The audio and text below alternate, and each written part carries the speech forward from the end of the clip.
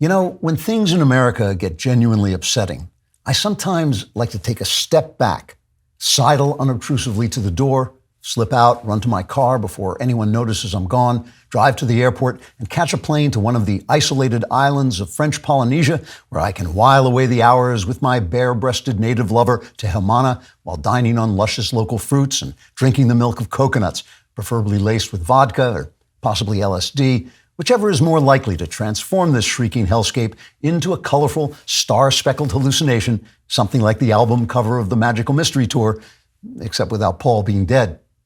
But if that option is not available because of airplane schedules or short supplies of really good drugs, sometimes instead I remind myself that periods of insanity and disorder like this have been a reoccurring feature of American history.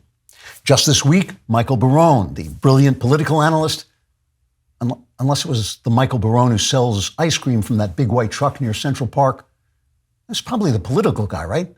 Anyway, he wrote a helpful article in the New York Sun pointing out that, quote, America goes crazy every 50 years or so, unquote. Barone begins with discussing the War of 1812, when the British burned Washington, D.C. to the ground before Andrew Jackson defeated their forces at the Battle of New Orleans. And that really was crazy when you think about it, because the British had just finished burning Washington, D.C. to the ground. So defeating them at New Orleans was incredibly ungrateful. We should have strewn their feet with roses and asked them to come back every few years to make sure no one built the place up again. I mean, sure, who wants the British here when they all talk like homosexuals? That's why we had a revolution. A lot of good that did us. Where was I? Oh, yeah. 50 years later, we went crazy again and started killing each other in the Civil War. Now, don't get me wrong, the Civil War was fought over the very important issue of women's rights. How is Scarlett O'Hara supposed to hold down a job when she had to wear a skirt with the circumference of a helicopter pad? Fortunately, Clark Gable was able to smuggle her out of Atlanta as the city burned down around them, so the war was won and everything went back to normal. But for a minute there, I thought we were in real trouble. Crazy time arrived again like clockwork, 50 years later, with the election of Woodrow Wilson. Now, Wilson did establish some beloved and long-lasting American traditions, like blacks voting for Democrats who hate them, and Americans getting killed in wars that have nothing to do with us. But he did go overboard with the 1917 Espionage Act, which gave the government power to silence and imprison its political enemies. Luckily, nothing like that could ever happen today, or if it could, I wouldn't be stupid enough to say so out loud, because you know what happens. Then came the 60s, when American socialists burned down cities, encouraged spiking crime, destroyed the relations between the sexes, and gutted our institutions. Then came the 2000s, when American socialists burned down cities, encouraged spiking crime, destroyed the relations between the sexes, and gutted our institutions. But no matter how ravingly insane American socialists became, some things in this country remained dependably consistent, like Bernie Sanders. So my message to you today is that no matter how much the flaming wreckage of our country begins to look like the inside of Bernie Sanders' mind, except without all those women who enjoy getting tied up for some reason, you should never lose hope. Or if you do lose hope, you should never lose faith that you could have hope if you hadn't lost your faith. And if you lose both your faith and your hope, you shouldn't get that look on your face where your lower lip starts to tremble and your cheeks get all red and puffy. Unless you're a girl, then it can be kind of cute. But don't overplay it. Because whatever happens, you can always just remind yourself that every 50 years, America goes crazy, then we get over it in like 49 years or so. Trigger warning, I'm Andrew Klavan, and this is The Andrew Klavan Show. I feel hunky-dunky, life is tickety-boo. Birds are winging, also singing hunky-dunky-doo. Ship-shaped, ipsy-topsy, the world is zippity-zing. It's a wonderful day, hurrah, hooray! It makes me want to sing. Oh, hurrah, hooray! Oh, hooray, hurrah! All right, the vast right-wing conspiracy known as Klavanon continues. Today we're going to talk about murder and evil and political corruption, but I don't want to spend all my time on the Democrats, so we're also going to talk to Greg Laurie about his new film, The Jesus Revolution, hopefully before Jesus comes back and gives us all what we deserve. And I'll finish my cultural section on Shakespeare by talking about the insanely beautiful play, The Tempest. I want to mention, never work for free. I never do anything for free because I feel it's unprofessional. I don't speak, I don't write, but I am doing something for almost free on Tuesday, April 11th at the Sheen Center for Thought and Culture, because it is a center where they talk about art and spirituality, which is my gig. And so I really wanted to do it 7 p.m. Go to sheencenter.org if you can be there in Manhattan, Tuesday, the 11th of April, sheencenter.org. You can get tickets. They're about $25. I'm not getting anything, so you ought to give them the money.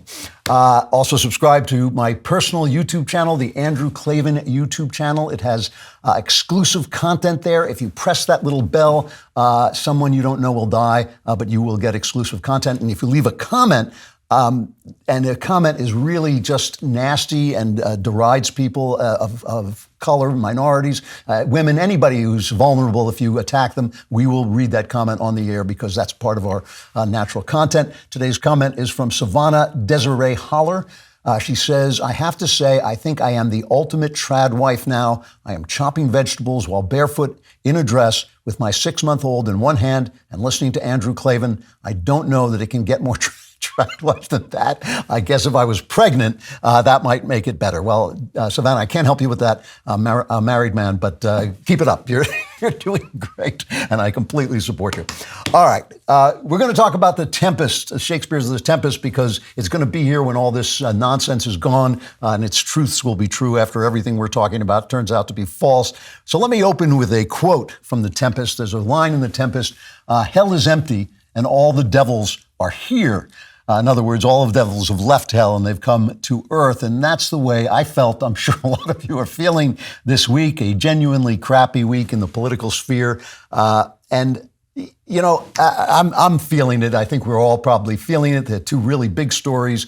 I want to mention this latest one, but I'm not going to linger on this. This obviously Punch Bragg, the New York DA. I call him Punch because he's a Soros puppet.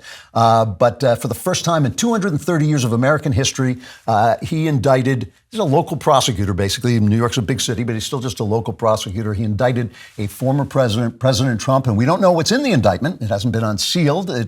Trump is supposed to come in Tuesday and surrender, and then they'll read out the indictment. But obviously, if you're going to break 230 years of precedent, if you're going to endanger the republic, add more rage into an already rage-filled country, it's got to be something of tremendous consequence. It must be indicted for something really important, like maybe misrepresenting a payment to his lawyer in order to collect false information to pass to the FBI under false pretenses, so the FBI can spy on American citizens and paralyze the country with an investigation into non-existent Russian collusion. Oh, wait, no, I'm sorry. That was Hillary, and she's paid a small fine for doing that. So that can't be it. It must be something way, way bigger like that, like taking bribes from China when you're going to be the president of the United States and have to deal with China. No, that's Biden. So it's got to be something else. But it even must be bigger than that if you're going to violate a precedent and really act like the guy in a small country in Central America. Maybe it's like colluding to destroy people's free speech rights to protect your son's influence peddling operation, something like that. And normally, you talk about these things, and the next thing you're supposed to do is you're supposed to talk about what's going to happen now. Will Trump win? Will Trump lose? Is this going to hurt Trump? Is this going to help Trump? People angry. Do they want Trump to run and all this stuff? But you know what? This is going to come as a big shock to you. But actually, I don't know the future, and neither does anybody else who's talking to you about the future. It's just a way of filling space. This all I can tell you is this: this reckless little puppet guy, Punch Bragg, he doesn't know how the indictment is going to turn out, right? So it's obviously, we think it's over something like Stormy Daniels paying her off to be quiet, or maybe a Playboy model. This is a guy, Punch Bragg is a guy who's let, murderers and rapists go free. So it has to be that he doesn't care about what happens. He doesn't care if this hurts the country. A lot of times listeners will say to me, Hillary Clinton should be in jail, Joe Biden should be in jail. And I always say, you don't actually want your political opponents in jail because that's bad for your country. And the reason I say that is because I love the country and I love the radical founding of this country. And I know how delicate that founding is. And I think we have to go easy on the way we treat it so that we preserve it, because it's new in America, in political history. It's the only new political idea anyone's ever had, right? But the progressives, see, they have something better. They want to progress forward. They want to go forward back to the days when the government took care of us, like when Pharaoh took care of the Egyptians or the kings of Europe took care of the people of Europe. They want to progress back into the past, and I don't want that to happen, right? So I don't want this petty and reckless little man to destroy the country, but obviously they don't care. He doesn't care. And the people who support him don't care.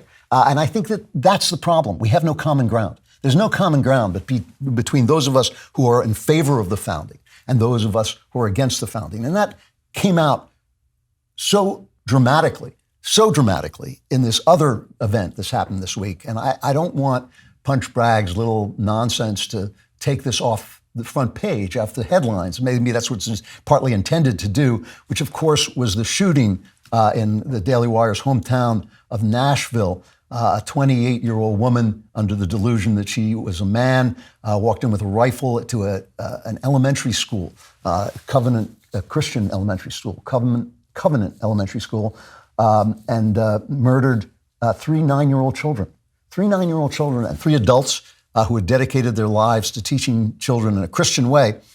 And before I even talk about that, I want to just send out a salute to our friends at Nashville Metro Police. I'm sure you've seen these videos we're playing now. The killer came into the school at 10:11. The cops got the call at 10:13. 12 minutes later, they shot the killer dead. That's an amazing dedication. Obviously, we all thought of Uvalde, Texas, where people stood outside and these guys charged in. You can just watch them, the incredible bravery of officers like Rex Engelbert and Michael Colazzo.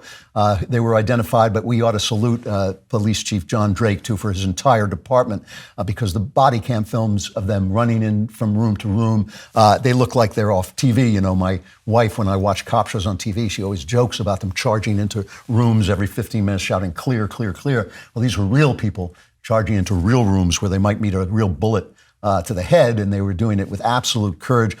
And if you don't think the human heart is prone to idolatry, just pause for a minute and consider the fact that if you were an actor who never did anything for anybody, pretending to be one of those officers, you could make $250,000 per episode of your TV series. If you were in a TV series about police charging into rooms, risking their lives, and you were pretending to do that in a Hollywood set, you could make $250,000 an episode if you were the star.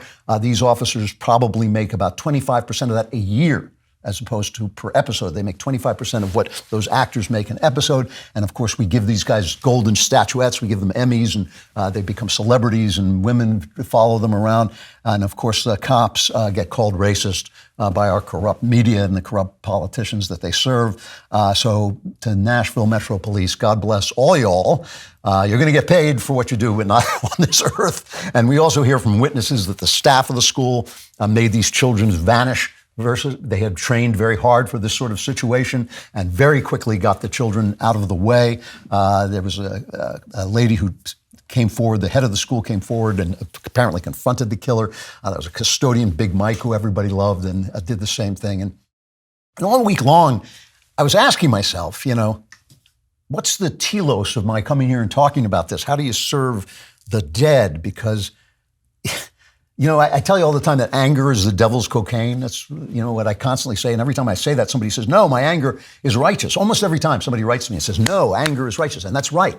Sometimes in a moment like this, your anger is righteous, but you're not righteous. I'm not righteous. That's my point. And one of the chief motivations of human life is to cover up our unrighteousness. It's to hide from our own shame, so we don't feel that painful, painful shame. And if you listen to the way people talk, they tell you what a good person they are.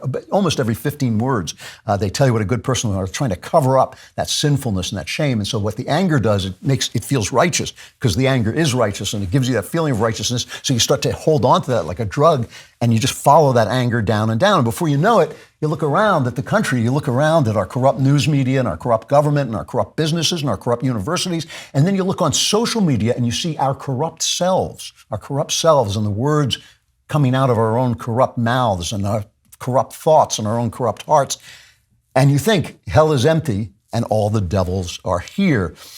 And it's hard to stop. It's hard to stop the rage. It's hard to stop it. This is the way the devil, you don't have to believe in the devil. You don't have to believe in the devil. Just, this is the way evil works in the human mind. You can naturalize it. This is the way evil works in the human mind. It says, I'm going to make you strong and it makes you weak. I'm going to make you free and it makes you a slave. And you hear people on the right, for instance, they say, well, the left is vicious and they don't care about the Constitution. So if we're not vicious and if we don't care about the Constitution, we don't throw the law aside and go after them, we're going to lose. We're tired of pussyfooting around. We got to go after them. They abuse our legal system to indict a president they don't like. So we have to use the legal system and abuse it to indict them, or else we're going to be weak and we're going to lose. You hear it on the left. You hear them saying, well, whites are racist, so we're going to be racist against blacks, or otherwise the whites win, or men treat women like objects, so we're going to do the same thing, and that otherwise the men win. And nobody ever asks themselves, well, if they're evil and we're evil, who cares who wins? Okay, I don't care. I don't care if the Nazis or the communists take my freedom. I want my freedom. I want that founding to stay in place. And I'm saying all this, I know I'm taking a long time to get to this central point, but I'm saying all this not because you're angry and not because people on Twitter and Facebook are all angry. I'm saying it because I'm furious. I'm really angry. And I'm not angry at the killer. By the time that killer walked into that school, she was nothing but a vessel for the evil inside her. She was gone. What was left of her is now before the throne of God, but she was gone. And I already know, we all know that evil is the king of the world. Evil runs the world. C.S. Lewis said this, we live in enemy territory. He said enemy occupied territory is what the world is. And he says Christianity is the story of how the rightful king has landed in disguise and is calling us to take part in a great campaign of sabotage against evil. And that's what I'm trying to find my way for here. I'm stumbling in the dark toward here because what I am angry about is that in our country now, 3 9-year-old children and 3 Christian adults can be blown off the face of the earth, can be shot dead. And before their bodies hit the ground, we are at each other's throats, wrestling over the narrative like buzzards. We're wrestling who's going to win the narrative. And no one can win the narrative because there's no common ground between us.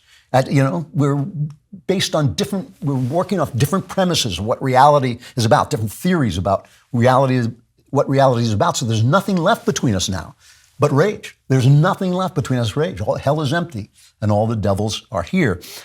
And I go after the left.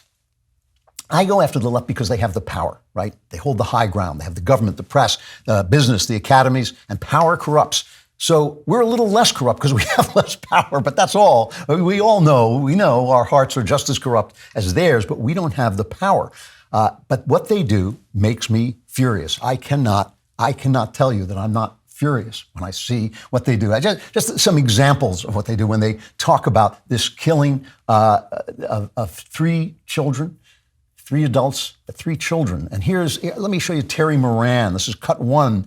We're going to play Terry Moran on ABC reporting this story. The police chief also said that the shooter has been identified as 28-year-old female Audrey Hale. He said she's a former student of the school and confirmed that Audrey Hale was identified herself as a transgender person. State of Tennessee earlier this month passed and the governor signed a bill that banned transgender medical care for minors, as well as a law that prohibited adult entertainment, including male and female impersonators, after a series of drag show controversies in that state.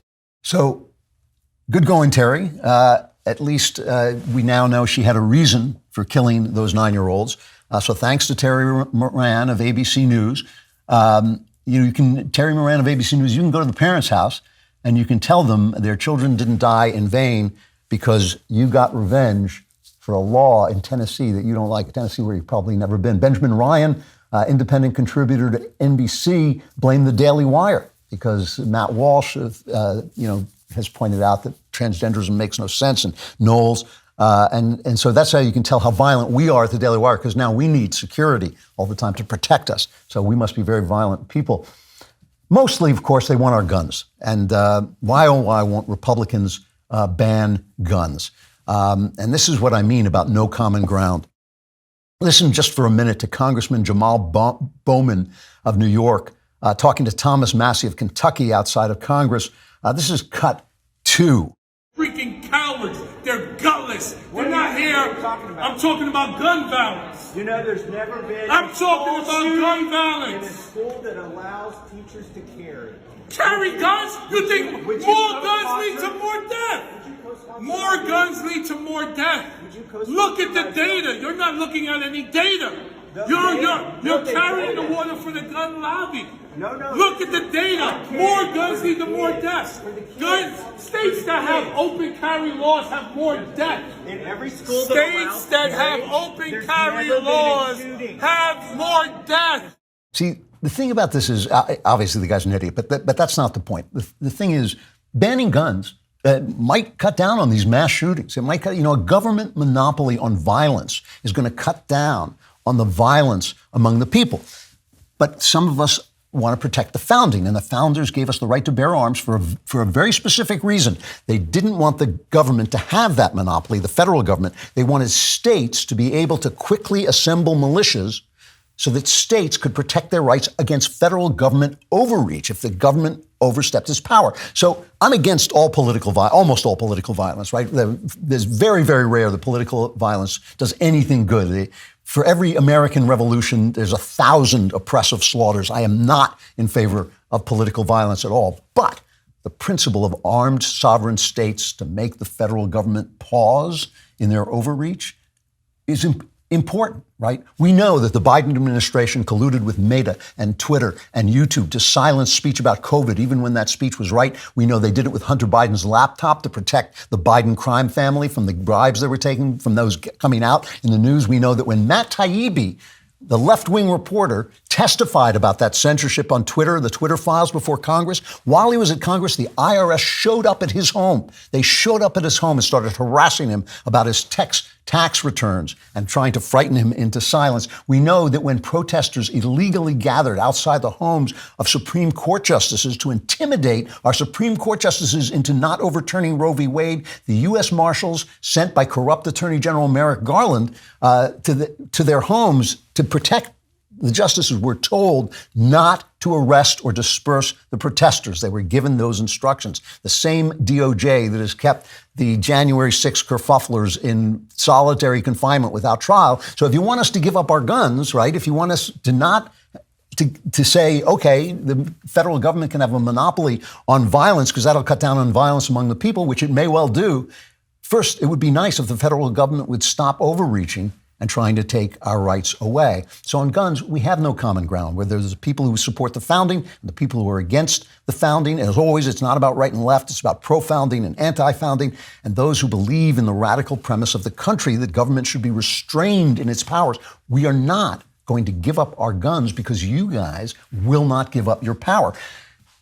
And, we have no common ground. So these children are dead. These children are dead, and we end up screaming at each other about something that we are not going to agree on. We are not going to agree on this. We have no common ground about this. And so hell is empty, and all the devils are here. And then there's the narrative. This is the narrative thing is the thing I think that makes me angrier than any other thing. And again, they have all of the media except for our little corner of the media. So they commit most of the atrocities, but we would do it too, I think. This is the problem because of this lack of common ground. If a conservative shoots somebody, it's because conservatives are violent. And if a Christian, prays outside of an abortion clinic, it's because Christianity is violent. But if some kind of anti-founding, anti-Westerner goes nuts, a radical Islamist or a Bernie bro or some kind of sexually anomalous person like a gay guy or one of the 4 transgender persons who has been in a mass shooting in the last 5 years, either the story disappears from the news media, like this story has rapidly disappeared, or it's still the conservatives' fault.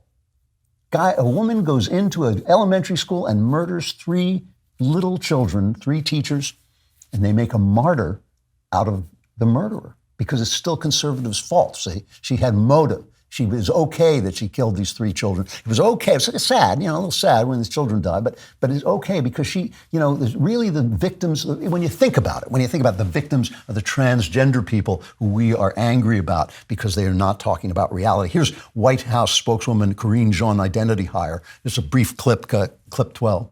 Our hearts go out to the trans community as they are under attack right now.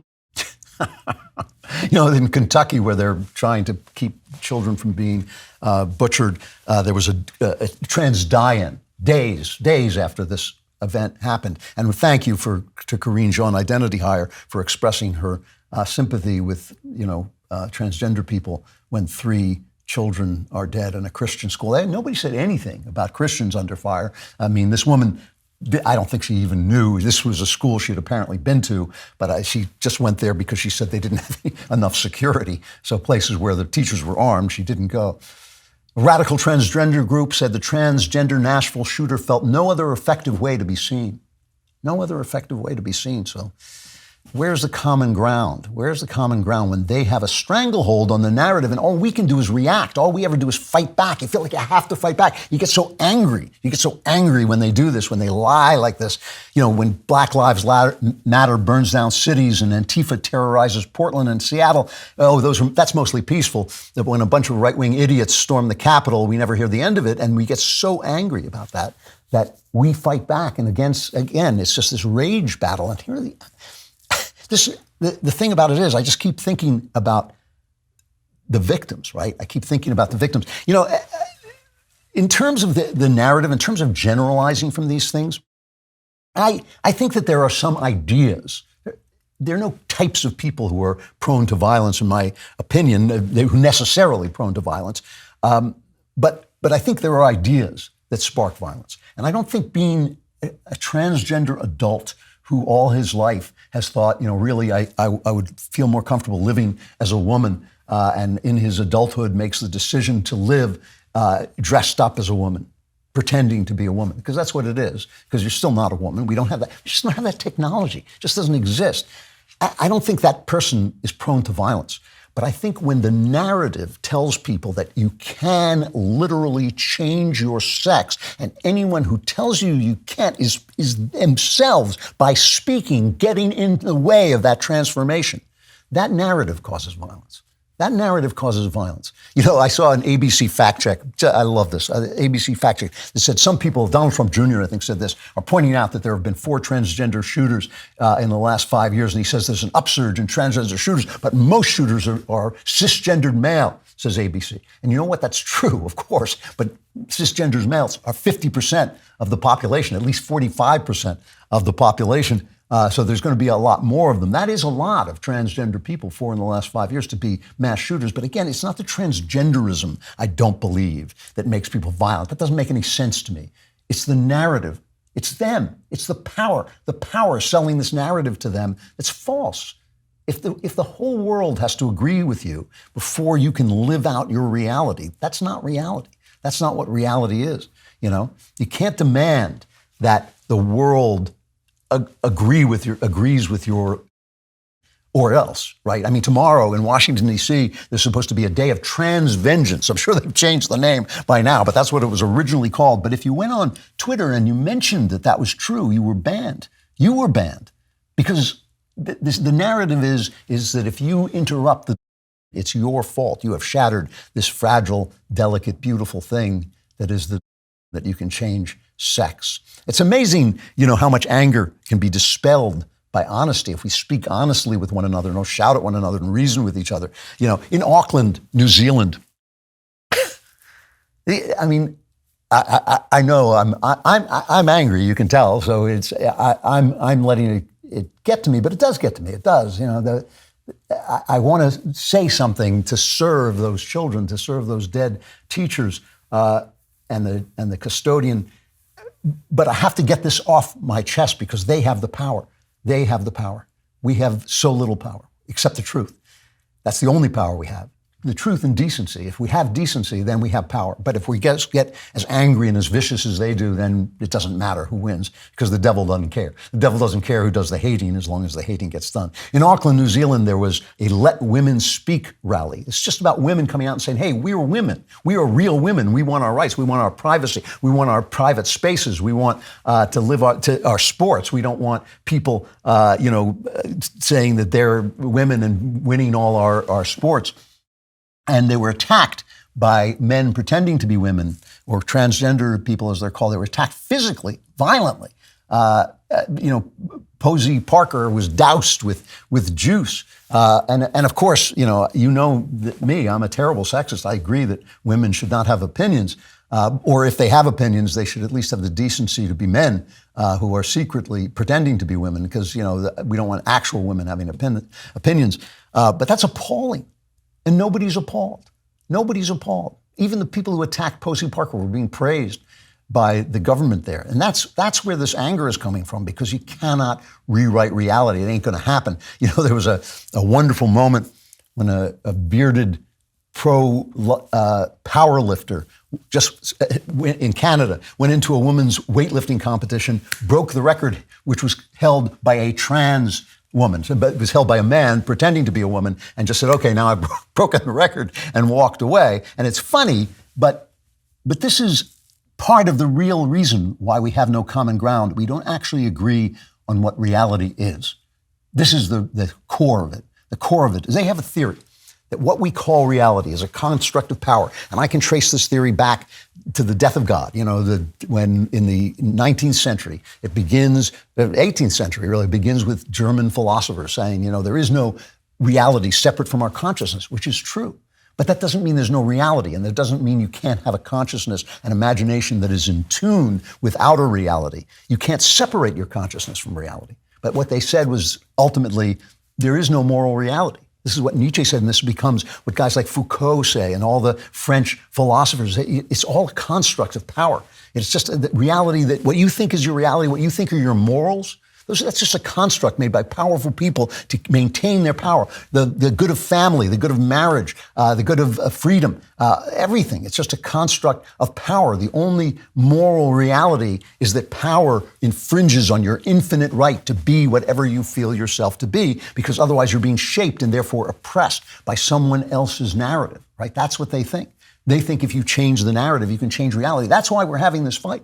They do believe this. If they can just get complete control of the narrative, if they can knock you off Twitter, if they can destroy the DailyWire, if they can destroy and demonize Fox News, if they can just stop people from disagreeing with them, then reality will change. They actually believe this. This is a theory. And sure, are there cynical people using those stupid theories for their own power? Of course there are. Sure there are. But many of these theorists, they actually believe this thing. You can sit in a room alone and theorize reality right out of existence, And when you go out there and people say, no, that's not real, they become offensive. Now, the problem with us on the right is that most of us have this defensive attitude toward that. We say it's not true. You're not a woman, you have a penis. You're not a woman. You were born with a penis. You're not a woman. You can outlift, weights over a woman because you're a man. That's a defensive position. We're just saying, no, you're wrong. But we don't tell them what we believe because most of us don't know what we believe. Most conservatives, I'm sorry to say this, but it's true. Most conservatives, their only thing is they don't want anything to change. And that's a losing proposition because everything changes all the time, right? So but I have a position, I have a philosophy, I have an idea which is in keeping with reality, that our imagination is in collaboration with outer reality, and you can be right about that or wrong. There's wiggle room, right? It doesn't matter whether you wear a beret because you're French or a sombrero because you're Mexican or whatever. That doesn't matter about moral reality, but it matters whether you speak about things that are real or not, whether you say, it's not dishonest to say I'm a man who feels feminine. That's not dishonest. It's dishonest to say that makes me a woman. And then you have to basically shape the narrative even by violence. And this is the terrible thing. So we have nothing to say to one another. I mean, it's just appalling that children should die and we start arguing on Twitter instantly, and you can't help it. You can't help it. All I can do is stay off. All I can do is not speak because what I want to say is, no, that's untrue. This is what's true. We have nothing to say to one another. There's no common ground. Hell is empty. All the devils are here.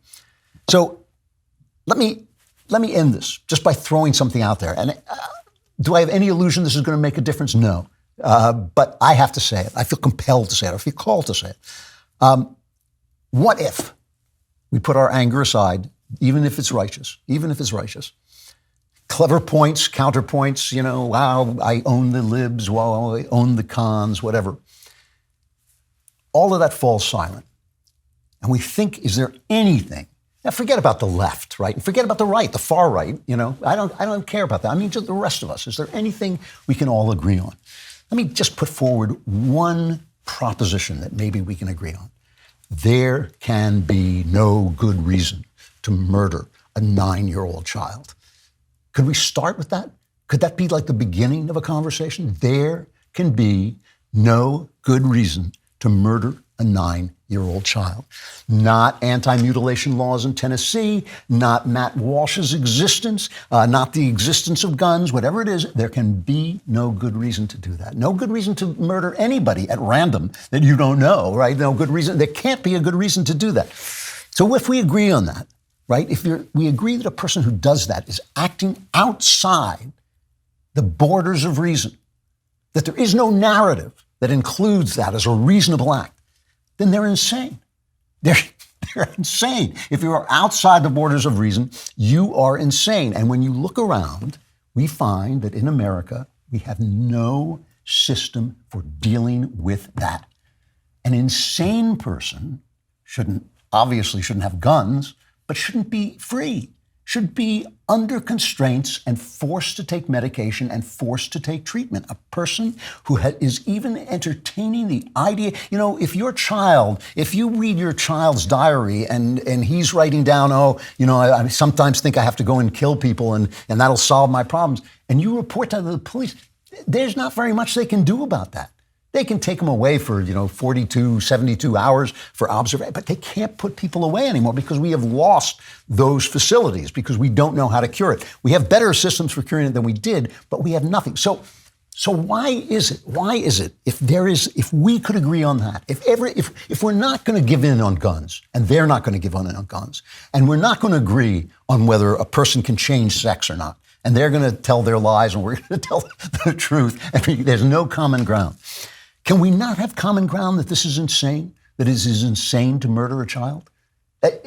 No, really? It's insane to plan to murder a child, to think about murdering a child, to talk seriously about murdering a child, that is a hint of insanity. And can we not start to sit down? Just that. I mean, instead of doing nothing and screaming at each other. Every single shooter in the world, transgender, right-wing, left-wing, every single one has been insane, has been mentally ill, has been the walking definition of insanity. And yes, there's evil involved. Evil gets into us through our broken places. They're insane. Can we not sit down and say, all right, let's have a system to deal with this, to take these people off the street, to keep them from getting guns? I know we have, some laws for that, but not enough, obviously. And I understand there's all kinds of possibilities of abuse. I understand there's the possibility of the left saying, well, if you believe in God, you must be insane. I get it. But are we not still men? Are we not still men and women who can sit down and have that conversation and say, how are we going to avoid those abuses? How are we going to build that system? How are we going to force people who are insane off the street? Really, is there nothing we can talk about? If we cannot talk about the fact that killing if Terry Moran of ABC News is going to rule the day with his motives, if Karine Jean Identity Hire is going to rule the day by sympathizing with the killers, then how can we even move forward at all? How can it not all be killing, all be rage? Can we not agree that this is madness? Can we not agree that this is madness? Forget the guns. I know they're passionate about the guns. I know we're passionate about the guns. Forget it. It's not going to happen. Nobody's going to move on that. It would tear the country to pieces, so it's not going to happen. Can we not agree that the insane can be taken off the streets? Can we not sit down with the people we hate? Can we not sit down with the people we disagree with about everything else and start to figure out what we do about the people in our society who are insane? There are a lot of them. They're on the streets. They are on the streets. They end up in prison, which is Victorian in its atrocity, in putting insane people in prison. Can we not get them off the streets and drug them? Can we not take away their guns? It's just amazing. I watched this all week long. And I realized there is no common ground. And I realized that is the seeding place for violence, for war, for civil war. It's the seeding place when there's no common ground. But there is common ground, I think, between most of us. It is the power. It is the power that keeps us apart. It is the narrative that keeps us apart. It is the people in charge of the media, the universities, Hollywood, all of that power. And if it were us, we'd do the same thing. All of that power that keeps us apart. I have to believe I have to believe that vast majority of the people in this country believe that someone who shoots a 9-year-old child is insane and that we should have a system for dealing with that. I don't expect this to make the difference. I just have to say it because I cannot live in this tunnel of anger that's just going to suck me down into it too. And I don't want you to live in it either. And that's why I'm going to talk about the things I'm going to talk about today, about Jesus and about the Tempest and about ways to live outside of that, because I'm not going to live like this. I am not going to do it. Even if it means stepping back, I'm not going to do it. We have got to start to find the things that normal people agree on and start to find a way that we can put the devils back in hell. Now, we've got an ad today for MD Hearing Aid, and the copy says this. It says, I hate listening to Biden mumble, and I have pretty good hearing. That's only half true. I have terrible hearing. And it's genuine pain to hear Biden mumble, even when I can hear him. But this is why I love to hear about great hearing aids at MD Hearing. MD Hearing was founded by an ENT surgeon who saw how many of his patients needed hearing aids but couldn't afford them. He made it his mission to develop a quality hearing aid that anyone could afford. MD Hearing's new Neo model costs over 90% less than clinic hearing aids. And the Neo is MD Hearing's smallest hearing aid ever. It fits inside your ear. No one will even know it's there. MD Hearing provides clinic-level care via telemedicine from doctors and licensed hearing professionals. You get a clinic-level experience without ever having to leave home.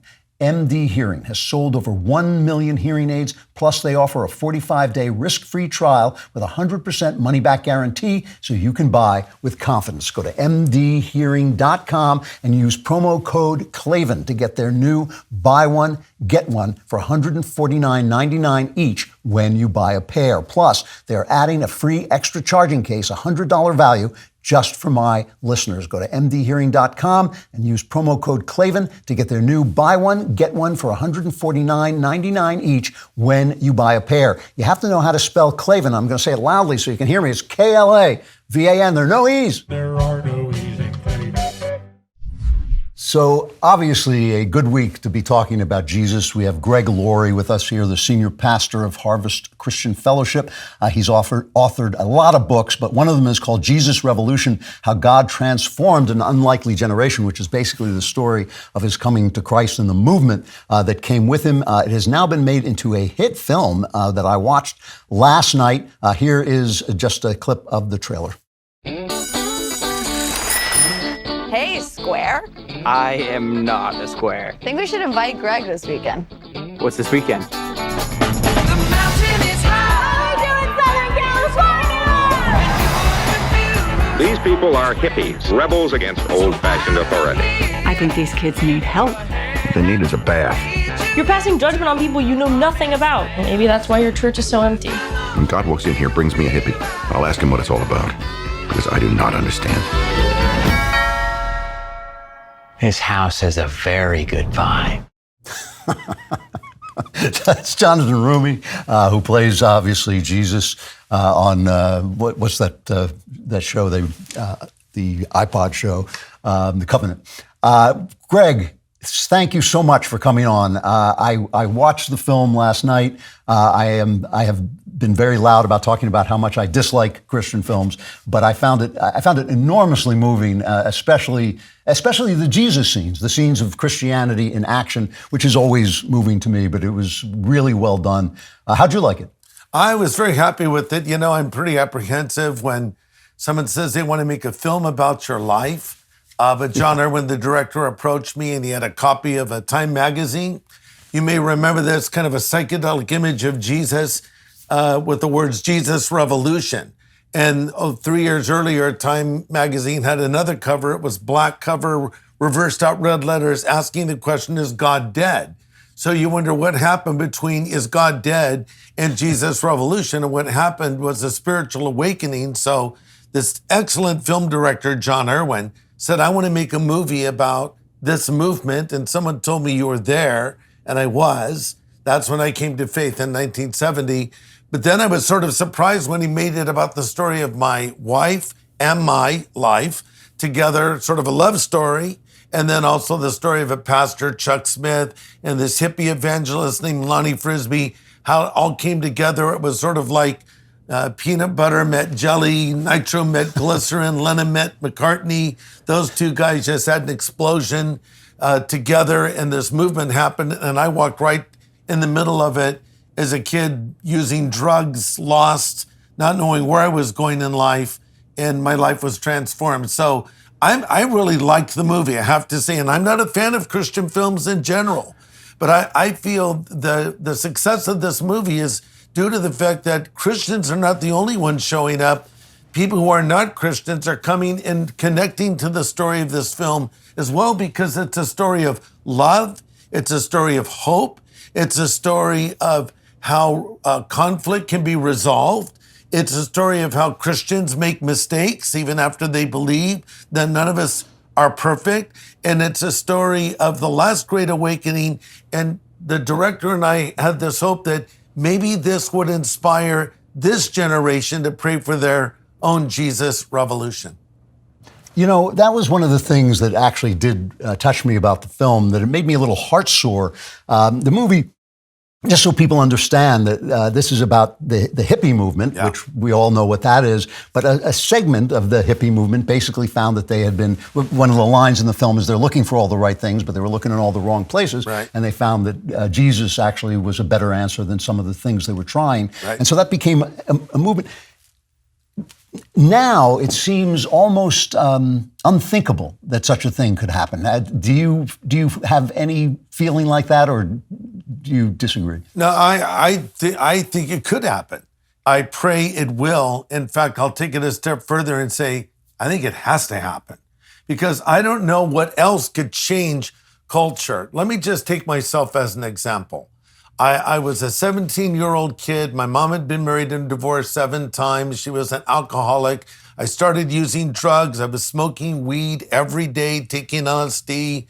My life was going fast in the wrong direction. And I heard about Jesus Christ in a way that I understood as a kid. When this hippie evangelist came on our campus, played by Jonathan Rumi in the Jesus Revolution film, and it rocked my world.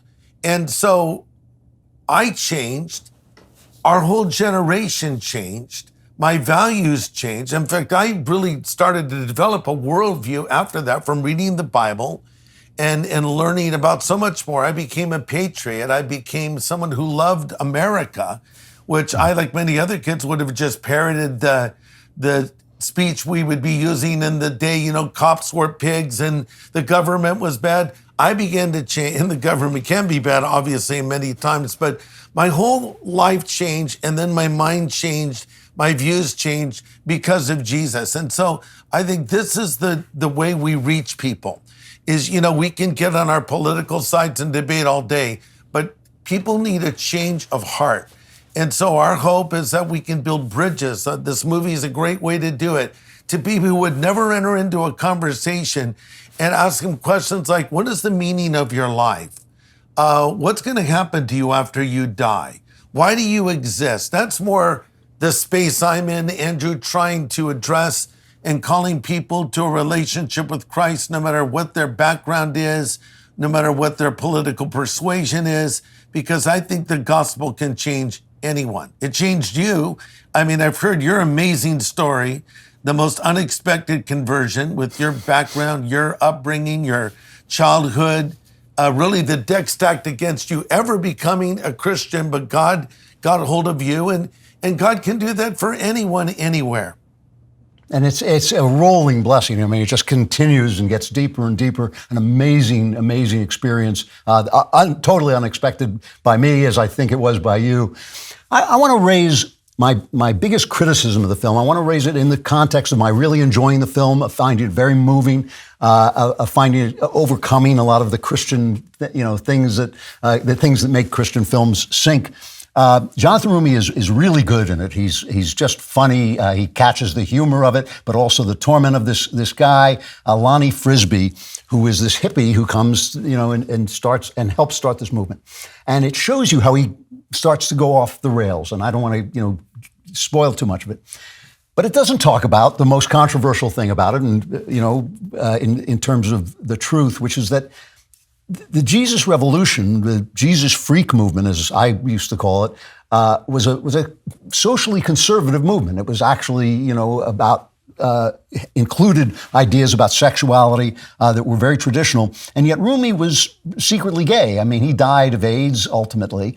And that's never touched on in the movie. And the only reason that disturbed me is because it's such a central point right now of Christian conflict. I mean, there are many churches with gay pride flags outside and many other churches that think this is a complete disaster, and of course a tremendous amount of pressure from the culture to conform to this.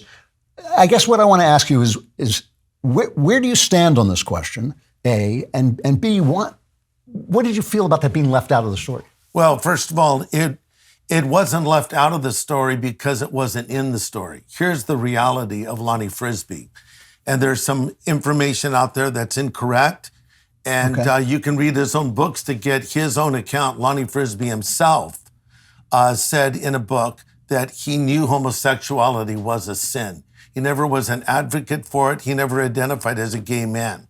He was molested when he was a little boy. He did experiment sexually before his conversion. But after he came to Christ, he was married.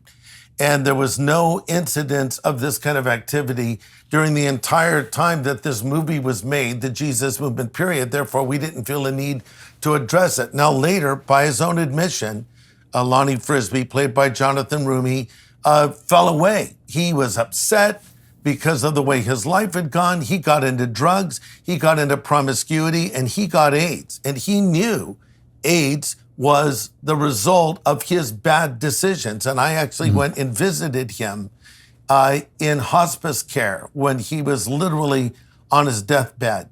And he knew what he had done was wrong. He asked God to forgive him. But he knew he was paying a price for that. And of course, myself, I believe what the Bible teaches. And the Bible teaches that homosexuality is sin. The Bible teaches a lot of other things are sinful as well. Extramarital sex, premarital sex, and the list goes on. But 100%, we hold to what Scripture teaches. So, but we did try to show in the film, Andrew, the struggles that Lonnie faced. For instance, in an early conversation he has with Chuck Smith, played by Kelsey Grammer, he says of his old life, we did everything and we did everyone. And then later in the film, there's a scene where Lonnie is praying in front of a fire. He's in anguish, and he says, God, help me. So we wanted to show the struggle that was there. But look, here's the reality. God uses flawed people, and he uses broken people. And Lonnie was a flawed, broken person. But yet he, along with Chuck Smith, were used by God to, touch the world. And you look to the Bible and there's so many instances of broken people being used by God, people that had moral failures, but then returned to the Lord as well. Samson, David, Simon Peter openly denying the Lord, the list goes on. So that's why we dealt with it the way we dealt with it in the film. It's a great question.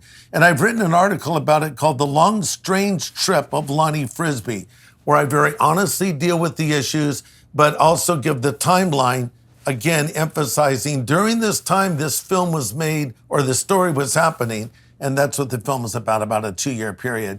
There was none of this going on. He was not a secretly gay man. That's a fair answer.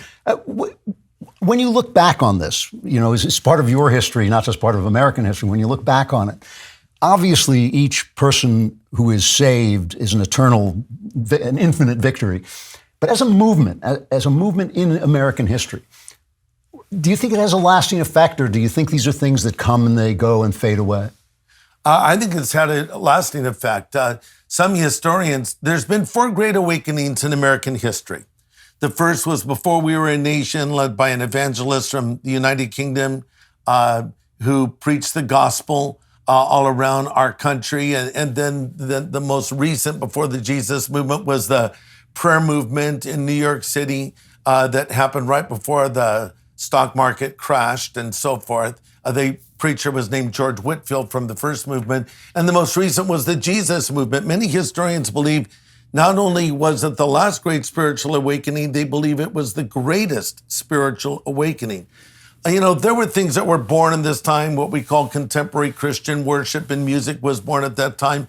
But there were great things that were happening where all of a sudden the church was permeating culture. Prior to that, it was like the church was so disconnected from culture. But I think in many ways we've caught up and now we're making a difference. The church is flawed. It's filled with flawed people. It always will be. But the only organization Jesus ever started when he walked this earth was the church. And he said, the gates of hell will not prevail against her. And so our objective as Christians is not to isolate from culture, it's to permeate culture. It's to influence culture. And so I do believe the effects of the Jesus movement are still resonating in the church today. And I've even seen some promising signs here and there that we might see another spiritual awakening. Most notably what happened recently in Asbury on the college campus there.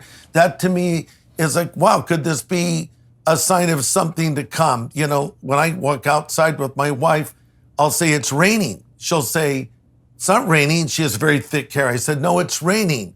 Because bald men always know when it's raining first, Andrew. And, so it's the great gift we have. It's like, it's like prophecy. Yes, we just sense these things. But in the same way, to me, like what happened in Asbury and other places, could that be a drop of rain here, a drop of rain there?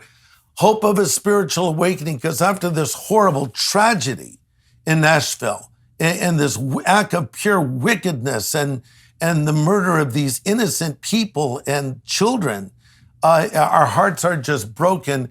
God needs to change human hearts. And we were things were very divided back in the late 60s and early 70s, and even people on the left, what we would call today, but on that side, they were rioting, they were setting bombs off, they were getting more militant. And many people just thought there's no way we can bridge this divide. And God sent a spiritual awakening. It wasn't a moral awakening. It wasn't a political awakening. It was a spiritual awakening. And I think that needs to happen again. Great. Well, I really enjoyed the film, Greg, and I thank you so much for coming on. It's very nice to meet you. I hope I get to meet you in person. Yes, Andrew, nice to meet you, and I'll be watching you. So thanks for having me on your show. If there is anything we've learned over the last few years, it's that you need to be prepared for anything. We think about food supply and medication shortages, but have you thought about what you would do if you lost power in your home? Imagine if something happened to one of our key substations and we lost power for weeks or even months. That's why having your own source of power is more important than ever. With the Patriot Power Generator, you get a solar generator that doesn't install to your house. Because this is portable. You can take this with you anywhere and even inside. It's powerful enough for your phones, medical devices, or even your fridge. Right now, you can go to 4patriots.com and use code Klavan to get 10% off your first purchase on anything in the store, including the Patriot Power Generator. You'll also get their famous guarantee for an entire year after your order, plus free shipping on orders over $97. Just go to 4patriots.com. That's the number 4patriots.com and use code Klavan to get 10% off. That's 4patriots.com. Promo code Klavan. That's the number Klavan, which is spelled Klavan. There are no E's in Klavan. There are no E's in Klavan. The Bible, as you know, has had a profound impact on literacy and has influenced all aspects of society, including literature, art, culture, government, and individual lives. No other book has had so great an impact. So join Jordan Peterson in his special Logos and Literacy series, where he traces the Bible through history to show you the impact it had on the Western world. Here's a clip. I was very much struck by how the translation of the biblical writings jump-started the development of literacy across the entire world. Illiteracy was the norm. The pastor's home was the first school, and every morning it would begin with singing. The Christian faith is a singing religion. Probably 80% of scripture memorization today exists only because of what is sung. This is amazing. Here we have a Gutenberg Bible printed on the press of Johann Gutenberg. science and religion are opposing forces in the world, but historically that has not been the case. Now the book is available to everyone. From Shakespeare to modern education and medicine and science to civilization itself. It is the most influential book in all of history, and hopefully people can walk away with at least a sense of that. If you weren't watching it, it just looks beautiful as well as being interesting. And it's free at DailyWirePlus.com, but only for a few more days. Take advantage of your last chance to watch Logos and Literacy for free at DailyWirePlus.com. So I genuinely agree with Greg Laurie that the trick here, the secret here, is the transformation of the spirit. I am not a preacher. I am not running a church. I am an artist, and I love the arts. And so that's why I want to talk about The Tempest, which I consider the twin play of King Lear. And as before I said about King Lear, this is a reading of The Tempest. It's not the meaning of The Tempest, which can be seen in a lot of different ways, because Shakespeare was such a great artist that his plays are like life. You can interpret it in different ways. So you remember that King Lear is a total tragedy. It's the tragedy of a regime ending before the next people are ready to take it over, which is why I compared it to this time when the regime of the baby boomers is basically coming to an end. The lives of the baby boomers are coming to an end, but there's no one to replace them because no one has been taught the way to go forward. And if you remember that what we saw in this was that as the regime crumbled, the culture fell away and people were reduced to a state of nature. And we found out that that's not a good thing, that culture is an expression of the human soul. And so what happens is that King Lear, who tries to hold on to his three daughters' love, insists that they love only him and tell him that they love him above all things. And he tries to hold on to his kingly power. Even as it's slipping away, he is slowly reduced to nothing, to the state of nature. And the center of the play, as I pointed out, the kind of moral center of the play, if you will, is where he has finally lost all his power, lost all his loves. He is nothing. He's standing on a heath in a storm, impotently pretending, thinking that he is controlling, that he's giving orders to nature, when obviously nature is completely indifferent to him as a human being. So I'm just going to play that scene, which I didn't play last time. Here is Laurence Olivier playing King Lear out on the heath in the storm, one of the most famous scenes in all of literature. This is cut 4. Blow, winds, and crack your cheeks! Rage, blow! You cataracts and hurricanes! Spout till you have drenched our steeples, drowned the cocks! You sulphurous and thought-exploding fires won't hurry us to oak-beaming thunderbolts! Singe my white head! And thou, all quaking thunder, strike flat the thick rotundity of the world! Strike flat the thick rotundity of the world. He's given orders to nature, which of course we realize nature could care less, and he is just an old man out in a storm. So now the Tempest starts, and where does the Tempest start? It starts with a storm, right? And it's a terrible storm at sea on a ship, and on that ship is a king, the king of Naples and his counselor. And they are arguing with the bosun who's trying to keep the ship together. And the bosun says, get away from here. He says, what cares these roarers, the waves that are going to take the ship down? He says, what care these roarers for the name of king? And he says, if you can command, he says to his counselor, if you can command these elements to silence, then I'll stop working the boat. In other words, we have to do the practical stuff. You have no power over nature. So it's the same scene, essentially. And it's as if you think about it, the plot line of Lear, which is going through, the plot line goes through event and event and event, and is heading off to this terrible tragedy. It's as if suddenly the plot line had gone off into the multiverse. Another version of this plot, an alternative version of this plot, had gone into The Tempest. I have to pause here for just a minute, just to total tangent. My favorite line in this storm scene is when somebody compares a boat, says a boat is as leaky as an unstaunched wench,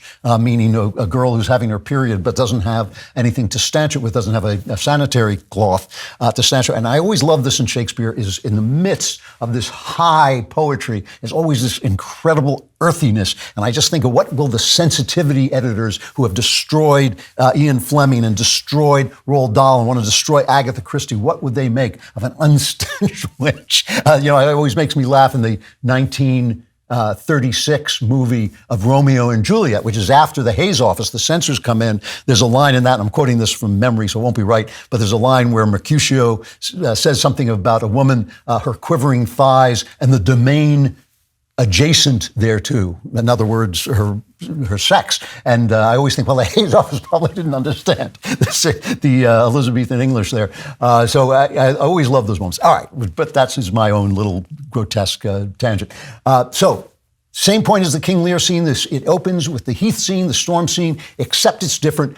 So we've gone off on a multiverse tangent into an alternative version of this. And what happens? The ship goes down and we cut to the magic island that they're near, where is the magician who's the lead of the show, Prospero. And we find out that he is doing it all. He's controlling the storm. He's made the storm. He's made the ship sink. He's made the people on the ship make it to safety when they otherwise would have been killed. So everything we've learned from King Lear and everything we've learned on this ship, that the king has no power, that man has no power over nature, that man can't control the elements, that man can't control life, life is out of control, suddenly it's untrue. We have a magician who is controlling it all. And so we realize this alternate multiverse King Lear that we've gone into is the world of art, that this is an artist. We are living in his imagination. And that means that when we see all this story that plays out, it's really unfolding in some way in his mind, right? It's what's called a psychomachy,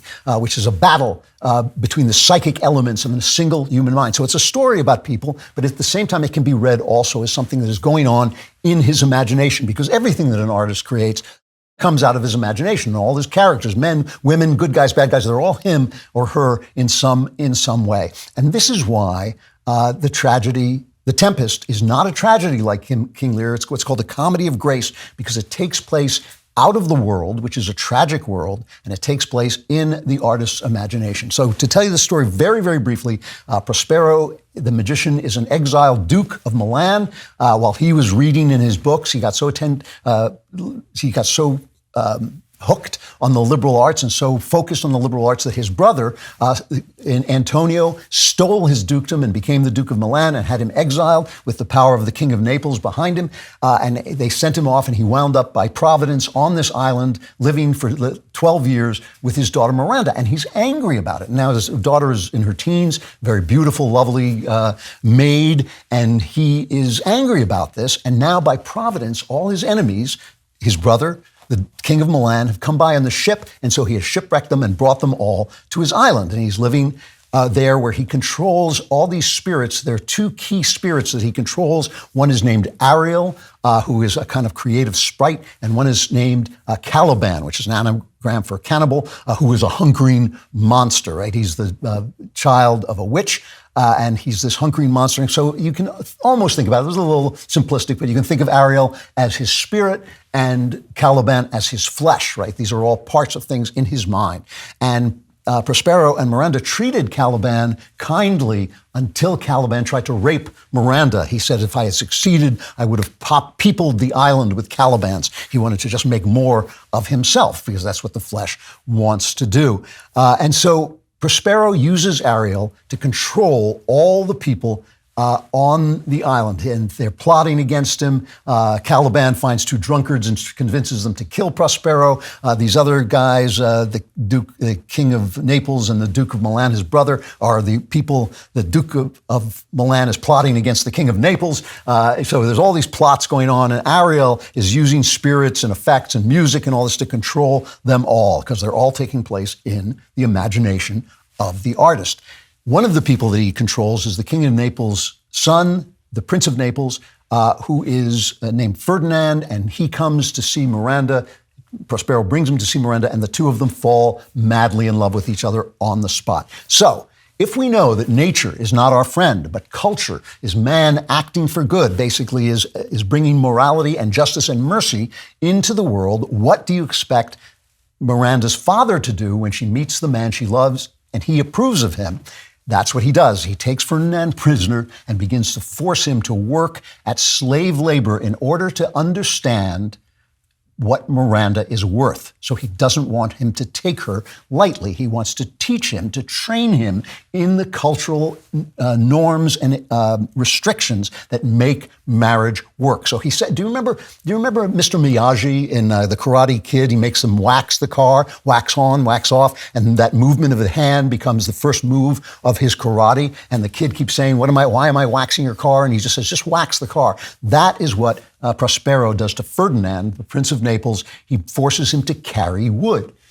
He's carrying wood. And Ferdinand doesn't like this. He's a prince. He thinks he's the king because he thinks his father has drowned. And so he talks to Miranda. He's carrying this wood and he says, I am in my condition a prince, Miranda. I do think a king. And he says, I would no more endure this wooden slavery than to suffer the fresh fly to blow in my mouth. Hear my soul speak. The very instant that I saw you, did my heart fly to your service.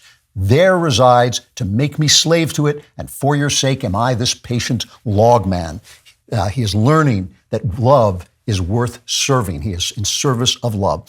Now, ultimately, when Ferdinand has learned this lesson and he's ready, Prospero says, here is my daughter, and I want you to love her. And he says, so he does the opposite of King Lear. King Lear, who wants to hold on to all his daughter's love, he surrenders his daughter's love. But he says to Ferdinand, if thou dost break her virgin knot before all sanctimonious ceremonies may with full and holy rite be ministered, then their marriage will be cursed. So stay to the culture, keep in the cultural norms that enforce morality. And so he agrees to this. He's not going to have sex with her before marriage. And he's teaching him wax on, wax off. This is how you have a moral marriage.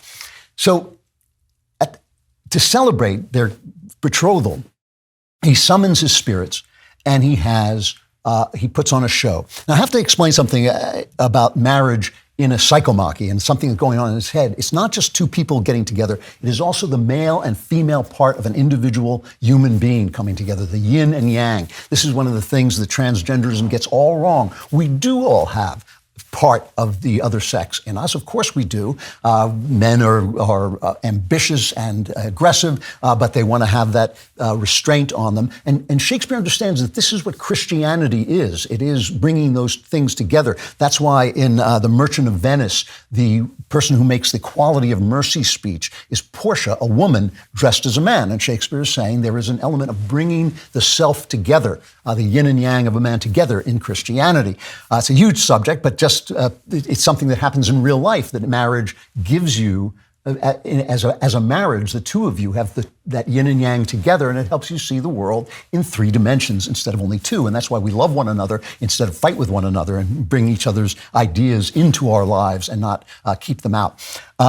So he puts on a show, bringing the spirits together, and he has the goddess of marriage, Juno, and the goddess of fertility, Ceres, all are portrayed, and Venus is there in absentia because she's described, but she isn't there because they're not ready to have sex yet, so they don't have Venus there.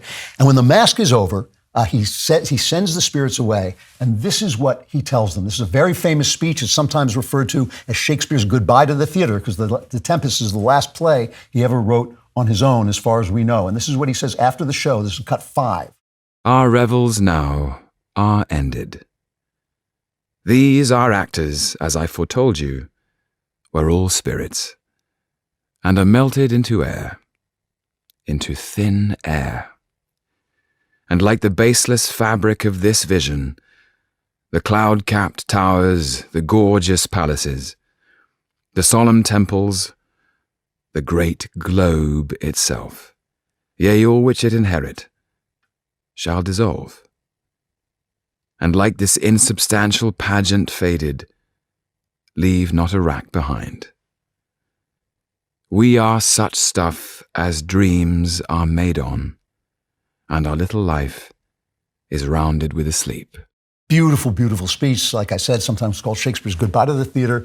What he's saying is, everything you just saw before you, this performance, is vanishing just as life will vanish, because this thing is taking place in his imagination, and he's saying that life also lives in your imagination, which is what I keep telling you, that the stone you knock your foot on, the love that you feel, the beauty that you see, all of those are yours. They are yours. They are in collaboration with reality. They can be diluted and then you go astray, but if you see them right and if you train your mind to them, they are a creation of your mind, everything, all of the world. And the beautiful thing about this is when you get it right, that's why Coleridge felt that Jesus was the model for this. This was what he was showing you. This is how you get it right. And when you get it right, you have this beautiful life, even in sorrow, even in tragedy. And where does this all lead?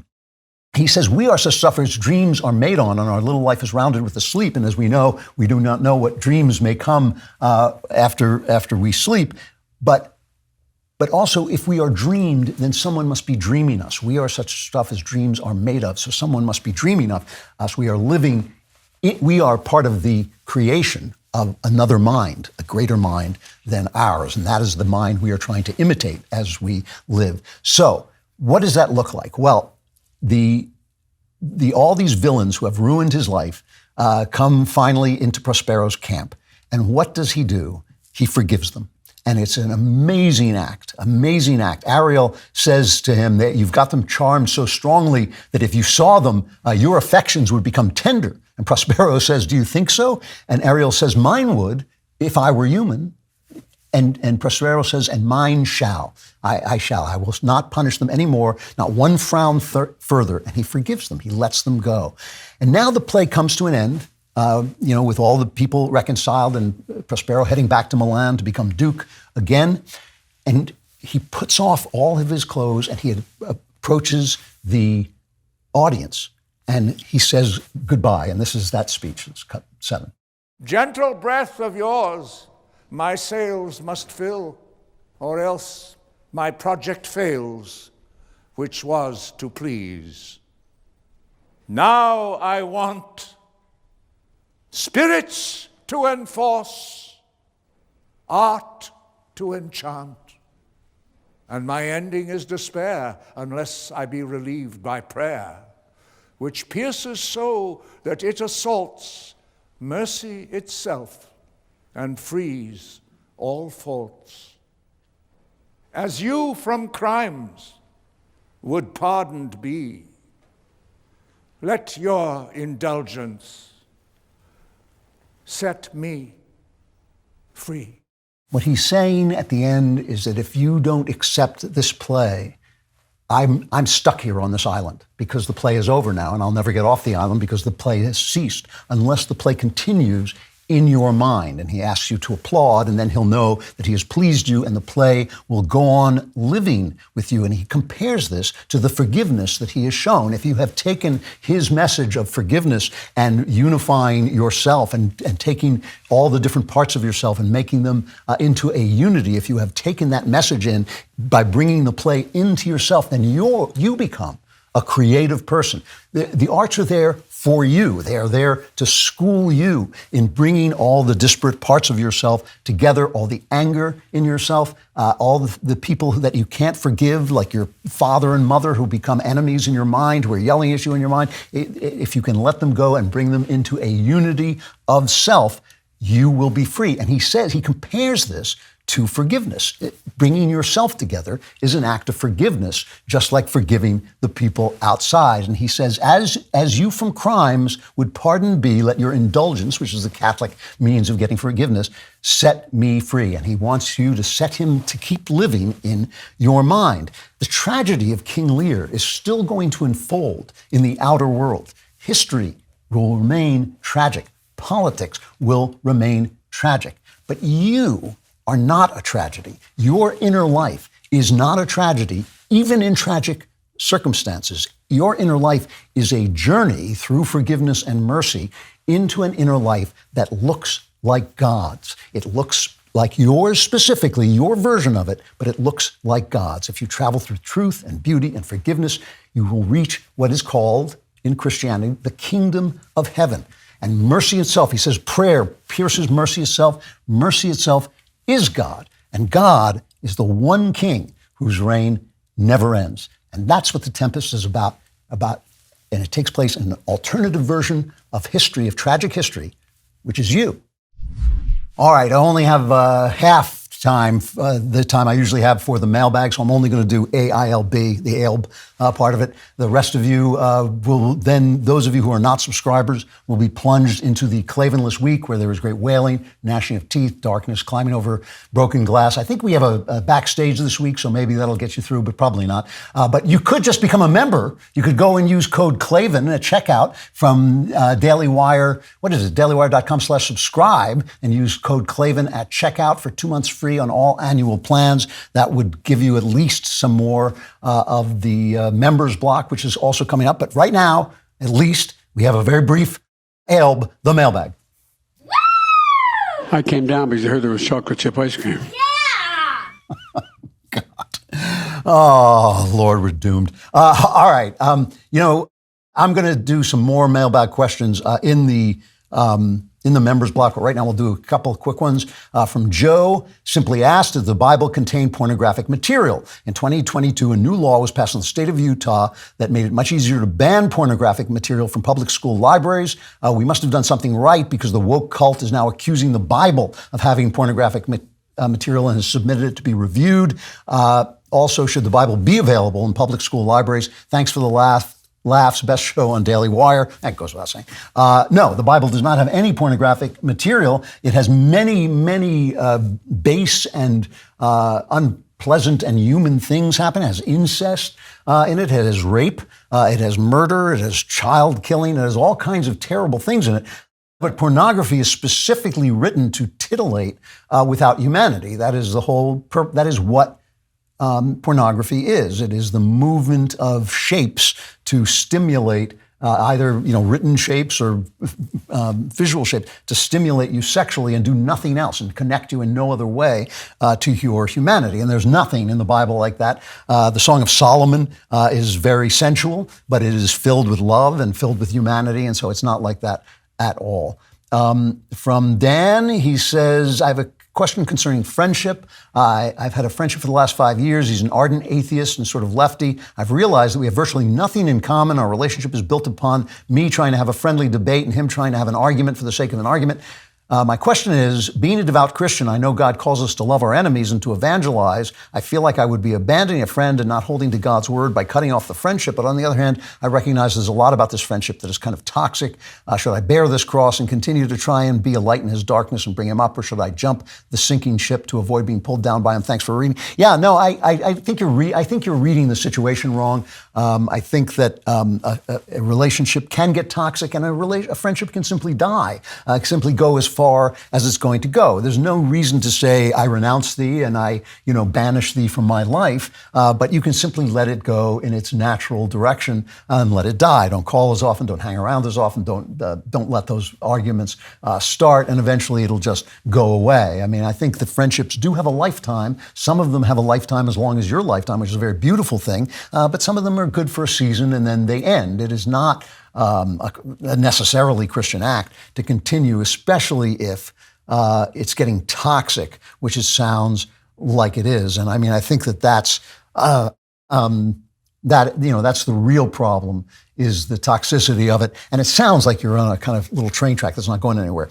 All right, I have two questions from women, and I want to address something about women that I read about. I'm going to put those in the members block. Really interesting article that was in the American Mind called, it's something like, I'm saying from memory, but it was something like Thwarted Mommy Mind.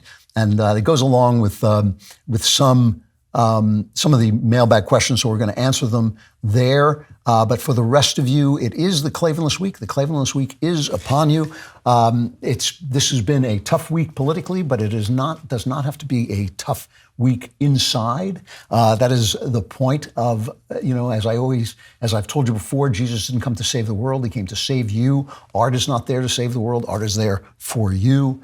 You are the one who can change so that every day is joyful, and by that I mean every day is lived with gusto, even when there's tragedy and heartbreak all around you. It's a tough thing to call up in yourself, but you can do it, and we all can do it, and we all should do it. And until next Friday, I will see those of you who are not subscribers. Then, if you survive, the rest, here comes Members Block.